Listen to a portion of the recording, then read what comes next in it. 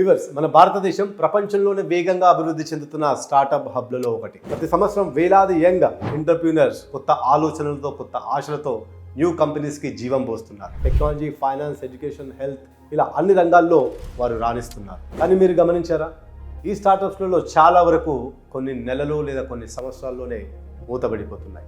వారి కలలు మధ్యలోనే ఆగిపోతున్నాయి.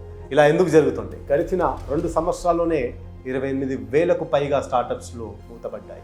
ఒక మంచి ఆలోచన ఉన్నప్పటికీ స్టార్టప్స్ మార్కెట్లో ఎందుకు నిలబడలేకపోతున్నాయి? ఇన్వెస్టర్ల దగ్గర నుంచి డబ్బు వస్తున్నా ఈ కొత్త స్టార్టప్స్ లాభాల బాట పట్టలేకపోతున్నాయి. ప్రాఫిట్ అనే మాట వారి బ్యాలెన్స్ షీట్లో దూరాన కూడా కనిపించడం లేదు.